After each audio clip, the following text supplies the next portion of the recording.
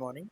सो हम class 9th का एक चैप्टर करेंगे ग्रेविटेशन, और उसके अंदर देखेंगे कि कैसे ग्रेविटेशन काम करता है, उसके डेफिनेशंस वगैरह और डिटेल में, और बाकी सब टॉपिक्स हैं इस चैप्टर के अंदर, तो हम वो सब भी देखेंगे। सबसे पहले हम देखते हैं कि ग्रेविटेशन होता क्या है और the universal law of gravitation क्या है। देखो, मैं पहले तो मैं डेफिनेशन देता हूँ इसकी कि ग्रेविटेशन होता क्या है और universal of law of gravitation क्या होता है। देखो, जितने भी ऑब्जेक्ट्स होते हैं इन द यूनिवर्स, वो सब एक दूसरे की तरफ फोर्स ऑफ अट्रैक्शन लगाते हैं हमेशा। ठीक है, तो ये जो फोर्स ऑफ अट्रैक्शन है, इससे इसी को ही ग्रेविटेशन बोलते हैं अपन। ठीक है, तो ग्रेविटेशन की अगर अपन डेफिनेशन देखते हैं तो क्या होता है, all object with mass attract each other due to the force of gravitation regardless the distance. देखो, मेरी बात सुनो। कोई भी दो ऑब्जेक्ट हैं, ये और ये लगा लो। ये दोनों ऑब्जेक्ट एक दूसरे की तरफ फोर्स ऑफ अट्रैक्शन लगाते हैं ड्यू टू देयर मास, और ये force of attraction he gravitation force कहलाता है। देखो, हमें ये दिखता नहीं है, कि ऐसा नहीं है कि हम इसको देख सकते हैं, लेकिन फिर भी ये फोर्स एग्जिस्ट करता है। कोई भी ऑब्जेक्ट इन द यूनिवर्स, अगर उसके अंदर मास है, क्या है, मास है अगर उसके अंदर, तो वो फोर्स ऑफ अट्रैक्शन लगाएगा। किसके किसके ऊपर लगाएगा? कोई भी दूसरा ऑब्जेक्ट है जिसके अंदर मास है। जैसे तुम्हारे हाथ में पेन है, टेबल है, तुम्हारे आसपास टीवी है, जो भी, what ever the thing that you can see which contain mass will exert A force of attraction towards them. तुम बैठे हो, तुम यहाँ पे बैठे हो, तुम्हारे सामने कोई भी चीज है, वो तुम्हें अट्रैक्ट कर रही है, तो और तुम उसको अट्रैक्ट कर रहे हो। ठीक है, न्यूटन का थर्ड लॉ बोलता है every action has equal and opposite reaction. If you are attracting that mass, then that mass is also attracting you.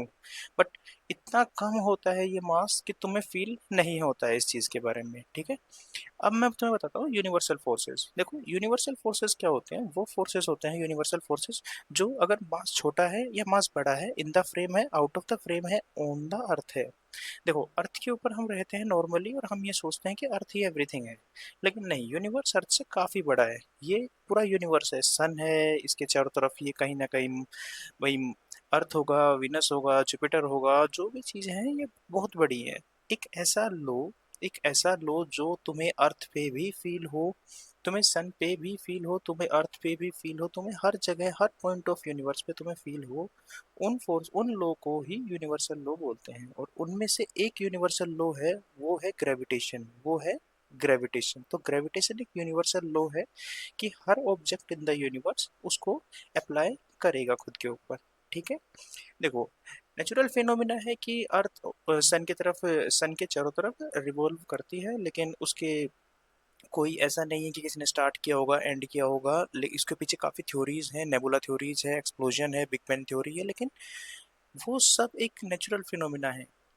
जो भी प्लेनेट अपनी ऑर्बिट्स के अंदर मूव करते हैं, वो ग्रेविटेशन की वजह से मूव करते हैं। ओके, और जो भी ऑब्जेक्ट अगर अर्थ के नियर बाय या फिर उसकी ग्रेविटेशन की फील्ड के अंदर से गुजरेगा, तो वो अर्थ का ग्रेविटेशन फील करेगा।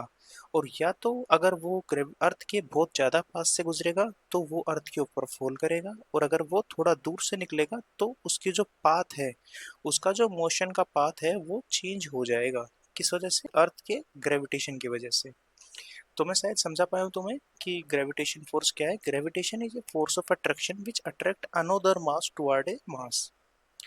कोई भी दो ऑब्जेक्ट के बीच में फोर्स ऑफ अट्रैक्शन जो लग रहा है, वो ग्रेविटेशन फोर्स है।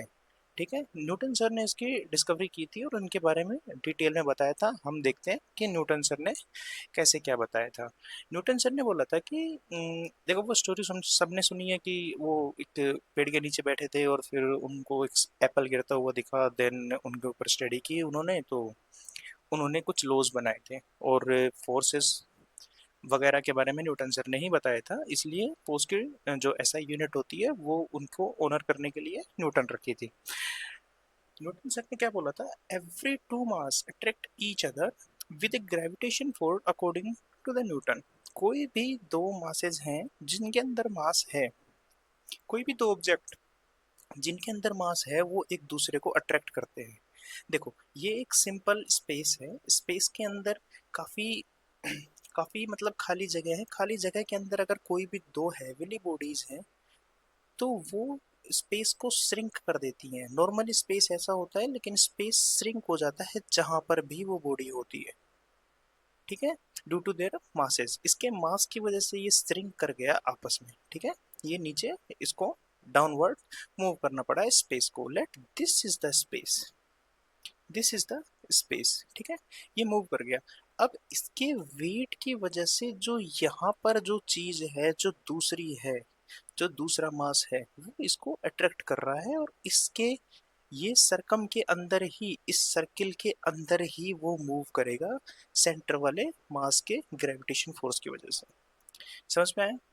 तो न्यूटन सर ने क्या बोला था कि कोई भी दो मास हैं वो एक दूसरे को अट्रैक्ट करते हैं, और वो फोर्स ऑफ अट्रैक्शन उनके बीच में due to their mass is called gravitation force of attraction. ये फोर्स ऑफ अट्रैक्शन वेरी कैसे करता है? सर ने बोला था कि कोई भी दो बॉडी जिनके अंदर मास है, मान लो इसका मास m1 है और इसका मास m2 है, ये एक दूसरे को अट्रैक्ट करेंगी। कोई दिक्कत है? तो जब ये अट्रैक्ट करेंगी तो मतलब जो फोर्स है वो डायरेक्टली वेरी करता है किसमें, m1 मास 1 के डायरेक्टली प्रोपोर्शनल वेरी करेगा। सिमिलरली जो जो फोर्स मास 1 m2 मास 2 के ऊपर लगाएगा, वो है force F is directly proportional to m1। और सिमिलरली जो मास 2 है, वो मास 1 पे जो फोर्स लगाएगा, वो फोर्स भी डायरेक्टली प्रोपोर्शनल करेगा मास 2 पे। मतलब ये एक दूसरे के ऊपर फोर्स लगाएंगे, और वो फोर्स डायरेक्टली डिपेंड करता है किनके ऊपर, उनके मासेस के ऊपर। तो यहाँ तक समझ में आया कि जो फोर्स ऑफ अट्रैक्शन है वो डायरेक्टली डिपेंड करता है मासेस के ऊपर, बॉडी के मास के ऊपर। ऐसे ही अगर कोई भी ऑब्जेक्ट के बीच में डिस्टेंस कम या ज्यादा है, तो उस पे कैसे वेरी करेगा ये चीज। तो मैं तुम्हें एग्जांपल देता हूँ। तुम हो, एक तुम्हारा दोस्त है, तुम उससे रोज मिलते हो, साथ स्कूल जाते हो, साथ ट्यूशन जाते हो, तुम्हारे घर के पास उसका घर है, और तुम अच्छे उससे बात करते हो, तुम ज्यादा टाइम उसके साथ स्पेंड करते हो, तुम काफी क्लोज हो उसके। एक तुम्हारा दोस्त है जो सिर्फ तुम्हारे स्कूल के फ्रेंड है, और वो तुम्हें स्कूल में ही मिलता है, स्कूल में तुम बात करते हो, कैजुअल फ्रेंड है, कोई ज्यादा क्लोज फ्रेंड नहीं है। तो जितनी दूरियां तुम्हारी इस फ्रेंड के साथ ज्यादा है ना, उतना ही तुम्हारा बॉन्ड इस फ्रेंड के साथ कम है। जितनी दूरियां तुम्हारी इस फ्रेंड के साथ कम है, उतना ही बॉन्ड तुम्हारा इस फ्रेंड के साथ ज्यादा है। तो मतलब कहीं ना कहीं हम बोल सकते हैं कि जितनी डिस्टेंस कम होगी उतना ज्यादा फोर्स ऑफ अट्रैक्शन हम बोल सकते हैं, और जितनी दूरियां ज्यादा होगी उतना फोर्स ऑफ अट्रैक्शन कम है, ठीक है। तो मतलब मैं बोल सकता हूँ कि अगर दो ऑब्जेक्ट बिल्कुल पास पास है तो ये ज्यादा फोर्स ऑफ अट्रैक्शन फील कर पाएंगे, और वहीं अगर कोई दो फोर्स दूर दूर है तो ये ज्यादा फोर्स ऑफ अट्रैक्शन फील कर पाएंगे। तो यहाँ से हम बोल सकते हैं कि जो फोर्स ऑफ अट्रैक्शन है, ग्रेविटेशन फोर्स ऑफ अट्रैक्शन है, वो इनवर्सली वेरी करेगा किसके, हमेशा डिस्टेंस के स्क्वायर के। समझ में आया कि जितनी ज्यादा डिस्टेंस होगी उतनी ही कम फोर्स ऑफ अट्रैक्शन हम फील कर पाएंगे। देखो ये इनवर्सली वेरी कर रहा है, मतलब कि फोर्स ऑफ अट्रैक्शन अगर हमें ज्यादा करना है तो उन ऑब्जेक्ट को हमें पास पास लाना पड़ेगा। तुम्हें किसी अपने दोस्त के साथ बॉन्ड अच्छा करना है तो तुम्हें उसके साथ डिस्टेंस कम करनी पड़ेगी, तुम्हें उसके साथ ज्यादा टाइम स्पेंड करना पड़ेगा, तुम्हें उसके साथ ज्यादा पास रहना पड़ेगा। तो force of attraction directly very करता है मास की, और इनवर्सली वेरी करता है डिस्टेंस के स्क्वायर के। यहाँ तक कोई दिक्कत? चलो, मुझे लगता है मैं समझ आ पाया कि न्यूटन सर ने क्या बताया था ग्रेविटेशन फोर्स के बारे में। तो अब हम बात करते हैं यूनिवर्सल लॉ ऑफ ग्रेविटेशन की। Every object in the universe attract each other object with a force which is proportional to the product of their masses and the inversely proportional to the square of the distance between them। Newton sir ने यही बोला था। तो मैंने तुम्हें क्या बताया कि जो फोर्स ऑफ अट्रैक्शन है वो डायरेक्टली वेरी करता है मास 1 के, force of attraction directly very करता है मास 2 के, and the force of attraction inversely very करता है किनकी, डिस्टेंस के स्क्वायर के। कोई दिक्कत? यहाँ से मैं तुम्हें बोल सकता हूँ कि जो फोर्स ऑफ अट्रैक्शन है वो डायरेक्टली प्रोपोर्शनल वेरी करेगा m1 m2 अपॉन में d स्क्वायर के। ओके, यहाँ तक कोई दिक्कत? देखो कि हमें डायरेक्टली प्रोपोर्शनल को हटाने के लिए हमेशा कांस्टेंट का इस्तेमाल करना पड़ता है। अगर मैं इस डायरेक्टली प्रोपोर्शनल को हटाऊंगा तो इस डायरेक्टली प्रोपोर्शनल की जगह पे मैंने कांस्टेंट का यूज किया है, वो कांस्टेंट है जी।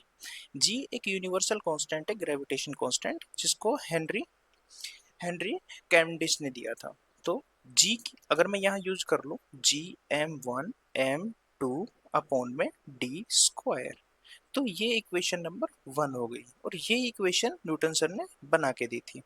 हेनरी कैवेंडिश ने बताया था कि ये जो जी है ये एक ग्रेविटेशनल कांस्टेंट है, और इसकी उन्होंने एक फिक्स वैल्यू दी थी।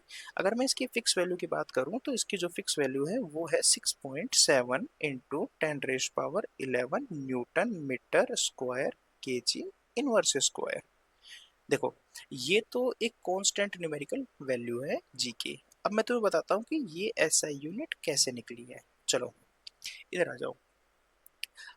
यहाँ पे क्या लिखा हुआ है, force that is equals to G, force that is equals to G m1 m2 upon में डी स्क्वायर। मुझे सिर्फ इस जी की न्यूमेरिकल वैल्यू पता है, मुझे इसकी यूनिट निकालनी है, तो मैं इस जी को इधर रखता हूँ, बाकी सब चीजों को उधर भेज देता हूँ। मैंने जी को इधर रखा, G that is equals to F D square upon में m1 m2। देखो, फोर्स की जो यूनिट होती है वो मैंने बताया न्यूटन होती है। न्यूटन सर के ओनर के अंदर फोर्स को न्यूटन बोल, फोर्स की ऐसा यूनिट न्यूटन डिसाइड की थी। ऐसे ही अगर मैं तुम्हें बोलूं कि डिस्टेंस की एसआई यूनिट क्या होती है, डिस्टेंस की एसआई यूनिट होती है मीटर, और डिस्टेंस स्क्वायर है तो मीटर स्क्वायर अपॉन में मास। मास की एसआई यूनिट होती है केजी। दो बार है m1 और m2, अलग अलग केजी लेंगे तो जब दो होगा तो वो स्क्वायर हो जाएगा। ठीक है, तो मतलब newton metre square KG inverse square. देखो, जो नीचे वाली टर्म होती है जब भी ये ऊपर जाती है, जब भी ये ऊपर जाती है तो इसका इनवर्स स्क्वायर होता है हमेशा। तो जो ग्रेविटेशन कांस्टेंट की जो ऐसा यूनिट निकल के आई है, जो वो है newton metre square KG inverse square. ठीक है, और इसकी जो न्यूमेरिकल वैल्यू है वो है 6.7 इंटू 10⁻11। तो तुम्हें समझ में आ गया कि यूनिवर्सल लॉ ऑफ ग्रेविटेशन क्या है। यूनिवर्सल लॉ ऑफ ग्रेविटेशन है जब भी कोई दो मासेस एक दूसरे के ऊपर फोर्स ऑफ अट्रैक्शन लगाएंगे। फोर्स के दो नेचर होते हैं, अट्रैक्शन और रिपल्शन। तो ग्रेविटेशन फोर्स एक अट्रैक्शन फोर्स है। ठीक है, ग्रेविटेशन फोर्स कैसा फोर्स है, अट्रैक्शन फोर्स है। तो जब भी कोई दो मासेस एक दूसरे के ऊपर फोर्स ऑफ अट्रैक्शन लगाएंगे और उनके बीच की एक डिस्टेंस d रहेगी, तो हम बोल सकते हैं कि force is directly depend on the mass 1 and the force is directly also depend on the mass 2, but it inversely depend upon the square of the distance. Similarly जब हम सबको एक साथ रखेंगे तो बोल सकते हैं कि force is directly proportional to the m1 and m2 divide by d square. ठीक है, यहाँ से हम एक डेफिनेशन और निकाल सकते हैं फोर्स की, that force of universal law of gravitation, that the gravitation force is defined as the product of two masses and divided by the square of distance between them। Okay, यहाँ से हमने gravitation constant को put किया। जी की value Henry Cavendish sir ने दी थी कि 6.7 10⁻11 newton metre square KG square, और ये हमने इसकी एसआई यूनिट निकाल ली। ये जी की एसआई यूनिट है। ठीक है, यहाँ तक समझ में आया? कोई दिक्कत यहाँ तक? देखो, इसके बाद हम देखते हैं application of gravitation law in day to day life. ठीक है, देखो, कोई भी ऑब्जेक्ट है अगर वो गिर रहा है नीचे, तो कहीं ना कहीं उसको कुछ अट्रैक्ट कर रहा है, और वो ही अट्रैक्शन क्या है, ग्रेविटेशन फोर्स है। देखो, ये अर्थ है, यहाँ पे कोई ऑब्जेक्ट है, ये ऑब्जेक्ट अर्थ की तरफ ही गिरेगा अगर ये अर्थ के ग्रेविटेशन की बाउंड्री के अंदर रहेगा। जहां तक ग्रेविटेशन, अर्थ का ग्रेविटेशन जहां तक भी हम फील कर सकते हैं, वहां पे उसके अंदर अंदर अगर हम किसी ऑब्जेक्ट को छोड़ेंगे तो वो हमेशा अर्थ की साइड आएगा। तो ये बोल सकते हैं कि कोई भी object falling on the earth is due to gravitation. ठीक है, देखो, ये जैसे अर्थ है, इसके अंदर बहुत बड़ा ओशियन है। ओशियन के अंदर काफी, तुमने देखा होगा, टाइड्स आती हैं, बहुत सारी टाइड्स उठती हैं, जैसे कि नॉर्थन सीज के अंदर मेनली उठती हैं। तो ये जो टाइड्स भी उठती हैं, देखो, अगर अर्थ के अंदर ही सिर्फ ग्रेविटेशन फोर्स होता तो ग्रेविटेशन फोर्स खुद को सेंटर की तरफ खींचता है। कोई भी ऑब्जेक्ट होगा उसको सेंटर की तरफ खींचेगा, तो मतलब ये हमेशा सेंटर की तरफ अट्रैक्ट होकर रहनी चाहिए। लेकिन जो टाइड्स होती हैं वो बाहर जाती हैं, हमेशा उठती हैं। ऐसे समझ रहे हो तुम? पानी हमेशा समुद्र का अर्थ सरफेस से ऊपर जाता है। ये अर्थ सरफेस का पानी ऊपर जाने के पीछे क्या रीजन है? इसका रीजन ये है कि यहाँ पर कोई एक्स्ट्रा बॉडी है जो इसे अट्रैक्ट कर रही है। वो एक्स्ट्रा बॉडी क्या है? मून है। वो एक्स्ट्रा बॉडी क्या है? मून है। देखो, मून क्या करता है, मून के अंदर भी मास है, हाँ, बोल सकते हैं कि अर्थ से काफी छोटा है, लेकिन एटलीस्ट मास है, वो मास अर्थ को खुद की तरफ अट्रैक्ट नहीं कर सकता, लेकिन उसके एलिमेंट्स, उसके पार्टिकल्स को खुद की तरफ अट्रैक्ट करता है हमेशा। तो ये जो एक्सटर्नल फोर्स ऑफ अट्रैक्शन जो मून लगा रहा है, उनकी वजह से ही टाइड्स जनरेट होती हैं। तो तुमसे कोई पूछे कि अर्थ के ऊपर टाइड्स क्यों आती है, due to force of gravitation of moon. Similarly normally planet को देखो, कोई भी सब्सटेंस किसी भी शेप का होगा, what ever the shape, time के साथ वो हमेशा सेंटर की तरफ अट्रैक्ट होंगे उसके सारे पार्टिकल। और जैसे ही वो सेंटर की तरफ अट्रैक्ट होंगे, वो एक शेप लेता है जहां पर टाइटली बेंड होके टाइटली फिट हो जाता है। और वो टाइटली फिट इस हिसाब से होता है कि हर पार्टिकल को इक्वली ग्रेविटेशन फोर्स फील करना पड़े, और वो एक शेप होती है स्फेरिकल। लेकिन अर्थ को होना तो स्पेरिकल चाहिए था, लेकिन अर्थ स्पेरिकल नहीं रह पाई, क्योंकि जो मून का ग्रेविटेशन फोर्स है वो अर्थ को अपनी तरफ भी अट्रैक्ट करता है। उस अट्रैक्शन की वजह से अपने एक्सिस से नहीं हिलती, लेकिन उसकी शेप एकदम चेंज हो जाती है।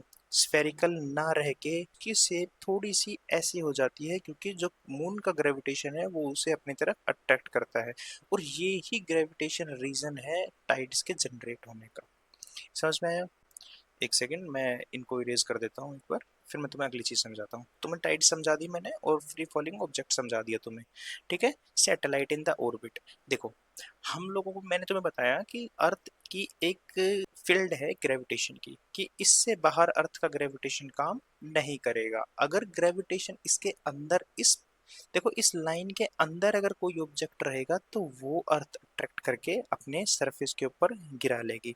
और इस पॉइंट लाइन के बाहर कोई भी ऑब्जेक्ट रहेगा तो उसको अर्थ अट्रैक्ट नहीं करेगी। लेकिन एक ऐसा रीजन भी है जहां अर्थ का सिर्फ इतना ग्रेविटेशन फोर्स काम करता है कि ना तो ऑब्जेक्ट अंदर आता है ना ऑब्जेक्ट बाहर आता है। तो वो जो एरिया है, हमेशा सैटेलाइट्स वहीं लॉन्च की जाती है, और उनको सैटेलाइट ऑर्बिट्स बोलते हैं। ठीक है, सैटे सैटेलाइट ऑर्बिट। तो उन ऑर्बिट के हम ऊपर ही हमेशा सैटेलाइट को लॉन्च किया जाता है। कोई दिक्कत है?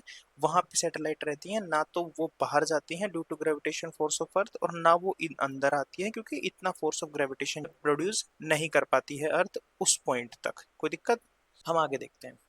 हम आगे देखेंगे कि देखो, मैं तुम्हें रेवोल्यूशन ऑफ अर्थ समझाऊं कि अर्थ सन की तरफ चारों तरफ क्यों घूमती है। जैसे सन है, इसकी एक ऑर्बिट है, और उस ऑर्बिट के अंदर ही अर्थ घूमती है। ठीक है, उस ऑर्बिट के अंदर ही अर्थ घूमती है। देखो, किसी ने इसको पकड़ नहीं रखा है, नॉर्मली ये एकदम फ्री है, ये कहीं भी जा सकती है, लेकिन एक रीजन है जिसकी वजह से ये हमेशा अपनी ऑर्बिट में घूमती है। देखो, स्टार्टिंग में ऐसे बोलते थे कि ये एक स्पेरिकल ऑर्बिट है, लेकिन कैपिलरी सर ने जब बताया, तो उन्होंने बताया कि सन जो अर्थ की रेवोल्यूशन की ऑर्बिट है वो इलेप्टिकल है। वो सन के चारों तरफ ऐसे घूमती है, कभी बहुत दूर होती है तो कभी बहुत पास होती है। ठीक है, तो पहले हमें पता होना चाहिए कि अर्थ सन की तरफ हमेशा क्यों घूमती है। तो उसको समझाने से पहले मैं तुम्हें समझाना चाहूंगा कुछ फोर्सेस के बारे में। एक और फोर्स होता है, तो पहले हम देखते हैं सेंट्रीपिटल फोर्स क्या होता है। ठीक है, वो कोई भी ऑब्जेक्ट इन सर्कुलर मोशन में होता है तो कौन सा फोर्स लगता है। देखो, कंसेप्ट ऑफ सेंट्रीपिटल फोर्स मैं तुम्हें समझाता हूँ, इधर समझेंगे। देखो, कोई भी ऑब्जेक्ट है, वो किसी ना किसी टाइम पे कोई ना कोई फोर्स को फील करता है। और मान लो, अगर वो ऑब्जेक्ट एक सर्कुलर मोशन के अंदर घूम रहा है, तो वो एक चीज को फील करेगा। कौन से फोर्स को? सेंट्रीपिटल फोर्स को। जैसे मैं तुम्हें बोलूं कि ये तुम हो, और तुमने अपने हाथ में एक रस्सी ले रखी है, और रस्सी को यहाँ से तुमने पकड़ रखा है, ये रस्सी को, और तुमने रस्सी को चारों तरफ घुमाना स्टार्ट किया, रस्सी ने ऐसा घूमना स्टार्ट किया। तो अगर मैं इसको ऊपर से देखता हूँ तो ये एक सर्कल बनेगा, जहां पे ये तुम्हारा हाथ है और ये कोई स्टोन है जो तुमने रस्सी से बांध के घुमाना स्टार्ट किया। पहली चीज, ये हमेशा अपने इस ऑर्बिट के अंदर ही घूमेगा, अनटिल एंड अनलेस तुमने उसको छोड़ा नहीं है। क्यों घूमेगा वो बताता हूँ। देखो, नॉर्मली ये जो ऑब्जेक्ट है, ये जो मास है, ये बाहर निकलने की कोशिश करता है, लेकिन तुमने इसे पकड़ रखा है। इस रीजन की वजह से ना ये बाहर जा रहा है ना ये अंदर आ रहा है। जब भी ये ऑब्जेक्ट एक सर्कुलर मोशन के अंदर घूम रहा है तो हर पॉइंट के ऊपर ये अपने डायरेक्शन को चेंज कर रहा है। पहली चीज क्या समझ में आई कि ये अपनी डायरेक्शन को चेंज कर रहा है। क्या कर रहा है? चेंज कर रहा है एवरी पॉइंट। देखो, सर्कल जो होता है ना वो इनफाइनाइट पॉइंट से मिलके बनता है। इनफाइनाइट पॉइंट्स जब मिलते हैं एक फिक्स पॉइंट से, फिक्स डिस्टेंस के ऊपर जो इनफाइनाइट पॉइंट होते हैं उनसे मिलकर ही एक सर्कल का फॉर्मेशन होता है। तो हम सर्कल को बोल सकते हैं कि the number infinite point equi distance from A centre is called a circle. तो ये ऑब्जेक्ट हर सेकेंड हर मोमेंट के ऊपर एक डिफरेंट पॉइंट के ऊपर होगा और हर पॉइंट के ऊपर अपनी डायरेक्शन को ये चेंज कर रहा होगा। उस डायरेक्शन को चेंज करने के लिए कोई फोर्स चाहिए। देखो, न्यूटन सर का फर्स्ट लॉ बोलता है कि कोई भी ऑब्जेक्ट अगर रेस्ट में है तो वो रेस्ट में रहेगा, अगर वो मोशन के अंदर हो तो मोशन में रहेगा, अनटिल एंड अनलेस उसके बाहर कोई एक्सटर्नल फोर्सेस ना लगे हों। तो अगर कोई ऑब्जेक्ट स्ट्रेट जा रहा है तो वो स्ट्रेट ही जाएगा, जब तक कोई बाहर की चीज उस पर फोर्स ना लगाएगी तो वो अपनी डायरेक्शन चेंज नहीं करेगा। लेकिन ये ऑब्जेक्ट तो हर मोमेंट के ऊपर अपने डायरेक्शन चेंज कर रहा है, तो मतलब कोई फोर्स ऐसा है जो इस पे लग रहा है जिसकी वजह से ये अपने डायरेक्शन को चेंज कर रहा है एवरी मोमेंट पे। सिमिलरली वो अपने डायरेक्शन के साथ साथ चेंज कर रहा है किसको? अपने डायरेक्शन के साथ साथ वो चेंज कर रहा है अपनी वेलोसिटी को। देखो, ये ऑब्जेक्ट अपने डायरेक्शन के साथ साथ अपनी वेलोसिटी को भी चेंज कर रहा है, और उस चेंज जो ये वेलोसिटी को चेंज कर रहा है वो वेलोसिटी के चेंज होने की वजह से एक एक्सलरेशन प्रोड्यूस होती है। एक्सलरेशन क्या होती है? देखो, एक्सलरेशन होती है change change in velocity in particular time, in a particular time. मतलब change in velocity with respect to time is called acceleration, और यहाँ पे डायरेक्शन चेंज हो रही है ऑब्जेक्ट की और वेलोसिटी भी चेंज हो रही है ऑब्जेक्ट की, तो एक एक्सलरेशन प्रोड्यूस हो रहा है। ठीक है। जब ये ऑब्जेक्ट बाहर नहीं जा पा रहा है तो ये अंदर भी नहीं आ पा रहा है। तो अब मैं तुम्हें सेंट्रीपिटल फोर्स की डेफिनेशन देता हूँ। सेंट्रीपिटल फोर्स क्या होता है? सेंट्रीपिटल फोर्स होता है जब भी कोई ऑब्जेक्ट सर्कुलर मोशन के अंदर मूव करेगा और वो हर पॉइंट के ऊपर अपनी डायरेक्शन को चेंज करेगा, उस डायरेक्शन को चेंज करते टाइम उसकी वेलोसिटी भी चेंज होगी। वो वेलोसिटी जो चेंज हो रही है वो एक एक्सलरेशन प्रोड्यूस करती है। तो वो ऑब्जेक्ट बाहर ना जाकर जब वो सर्कुलर मोशन के अंदर मूव कर रहा है तो एक फोर्स उसके अंदर सेंटर की तरफ लग रहा है, उस फोर्स को ही सेंट्रीपिटल फोर्स बोलते हैं। वो फोर्स सेंट्री सीकिंग फोर्स होता है। तो तुमसे पूछे सेंट्री सीकिंग फोर्स कौन सा है? सेंट्रीपिटल फोर्स है। और इस सेंटर की तरफ अट्रैक्शन को बैलेंस करने के लिए एक बाहर की तरफ ये जो मास है ये फोर्स लगा रहा है, उसको सेंट्रीफ्यूगल फोर्स बोलते हैं। समझ में आया? Centripetal force, centrifugal force. ठीक है। तो अब मैं तुम्हें इसकी डेफिनेशन देता हूँ। एक सेकेंड, इसको मैं इरेज कर लूँ। अब मैं तुम्हें इसकी डेफिनेशन देता हूँ। Definition of centripetal force: centripetal force act inward to maintain a circular motion of an object continuously changing its direction। वो अपनी डायरेक्शन को कंटिन्यूअसली चेंज कर रहा है। ठीक है। देखो, इसके अंदर रोल ऑफ इनर्शिया भी मैंने तुम्हें बताया, Newton first law he law of inertia होता है कि कोई भी ऑब्जेक्ट अगर वो रेस्ट में है तो वो रेस्ट में रहेगा, मोशन के अंदर है तो मोशन में रहेगा, अनटिल एंड अनलेस कोई एक्सटर्नल फोर्स उसके ऊपर ना लग रहा हो। अगर कोई एक्सटर्नल फोर्स नहीं लग रहा होता तो ये ऑब्जेक्ट बाहर चला जाता, ये एक स्ट्रेट लाइन को फॉलो करता। लेकिन इसने स्ट्रेट लाइन फॉलो ना करके अपनी डायरेक्शन हर टाइम पे चेंज की है। तो वो चेंज इन डायरेक्शन किस वजह से हुई? वो हुई है इस सेंट्रीपिटल फोर्स की वजह से। तो सेंट्रीपिटल फोर्स का बताया कि जो फोर्स किसी भी ऑब्जेक्ट को सेंटर की तरफ अट्रैक्ट करे उसको centripetal force. Without centripetal force an object would move straight due to inertia not following a circular path. देखो, अज्यूम करो कि कोई भी मूवमेंट के ऊपर तुमने इस ऑब्जेक्ट को छोड़ दिया, तुमने जो ये स्ट्रिप है तुमने इसको छोड़ दिया। जैसे ही तुमने स्ट्रिप को छोड़ा ये अपना टेंजेंटली पाथ को फॉलो करेगा।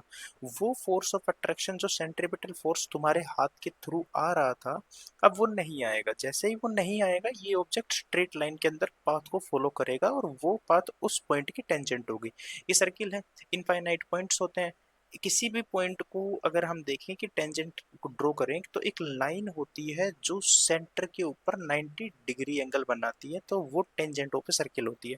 तो मतलब अगर तुमने इस पॉइंट के ऊपर ऑब्जेक्ट को यहाँ से छोड़ दिया तो ये अपनी टेंजेंट मतलब सेंटर से 90 डिग्री वाली लाइन को फॉलो करते हुए आगे निकल जाएगा।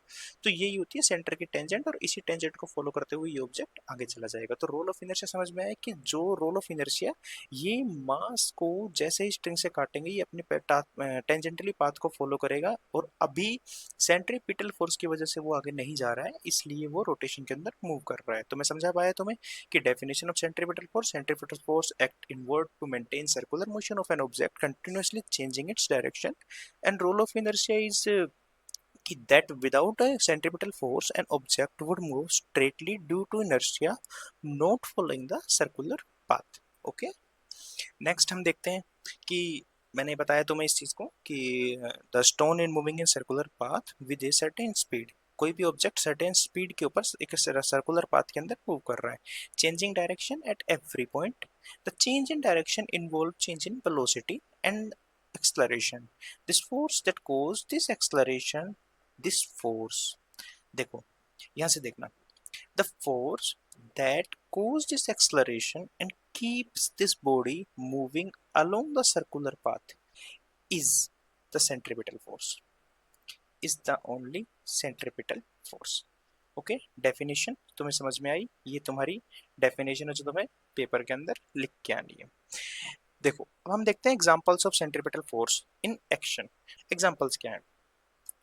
Car turning corners, satellite orbit के अंदर घूमती है, जो मैंने तुम्हें बताया कि कोई भी अर्थ है, मतलब अब कोई भी क्या अपनी अर्थ है, कोई भी प्लेनेट की एक फिक्स रेंज होती है ग्रेविटेशन की, और उसके ऊपर अपन को सैटेलाइट लॉन्च करते हैं, तो उस सैटेलाइट हमेशा सर्कुलर पाथ के अंदर ही मूव करती है, अपनी डायरेक्शन को हर टाइम चेंज करेगी, और उसकी change in velocity acceleration create करेगी। दिस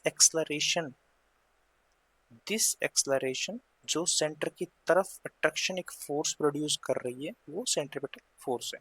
इसके अलावा जो स्टोन है वो जब तुम रस्सी से बांध के और उसको घुमाते हो तो वो जो स्टोन है वो एक सर्कुलर पाथ को फॉलो करता है, वो भी एक सेंट्रीपिटल फोर्स का परफेक्ट एग्जांपल है, और तुम्हें यही एग्जांपल एग्जाम में लिख के आना है अगर तुमसे पूछा जाए तो।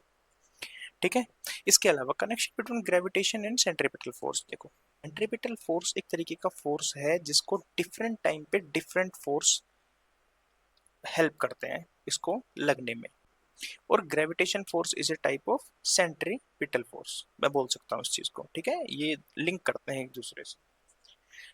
Gravitation force as centripetal force. Gravity provide the necessary centripetal force to keep planets moving in a circular orbit around the sun. क्या बोला मैंने? ग्रेविटी, जो ग्रेविटी है प्रोवाइड करती है द नेसेसरी सेंट्रिपिटल फोर्स, जो ग्रेविटी है किसी भी ऑब्जेक्ट की वो नेसेसरी सेंट्रिपिटल फोर्स, यहाँ पे तुमने इस ऑब्जेक्ट को स्ट्रिप से पकड़ रखा था और तुम इसको अपनी तरफ खींच रहे थे, वो सेंट्रिपिटल फोर्स तुमने लगा रखा था अपने हाथ से। यहीं पे जो प्लेनेट, दूसरा प्लेनेट किसी प्लेनेट के चारों तरफ मूव करता है, तो उस जो प्लेनेट जिसके चारों तरफ मूव किया जाता है वो इतना सेंट्रिपिटल फोर्स ग्रेविटी के थ्रू प्रोड्यूस करता है कि वो इसको रेवोल्यूशन में हेल्प करे। ठीक है, कोई दिक्कत है? Interplay of force in nature, the interaction between gravitation and centripetal force govern planetary motion and other natural orbits. तो सन, जरूरी नहीं है सिर्फ हम अर्थ की बात करें, ऐसा भी हो सकता है बाकी जितने भी प्लेनेट हैं वो सब भी सन के ग्रेविटेशन फोर्स के वजह से ही चारों तरफ मूव करते हैं। तो सन इतना सेंट्रिपिटल फोर्स प्रोड्यूस करता है कि ये अर्थ को, मार्स को, बाकी जुपिटर जितने भी हैं सबको नेसेसरी सेंट्रिपिटल फोर्स प्रोवाइड करता है कि वो उनके ऑर्बिट के अंदर सन के चारों तरफ घूमते रहे। ठीक है, तो ग्रेविटेशन फोर्स क्या है? एक टाइप का सेंट्रिपिटल फोर्स ही है। ठीक है, हम बोल सकते हैं।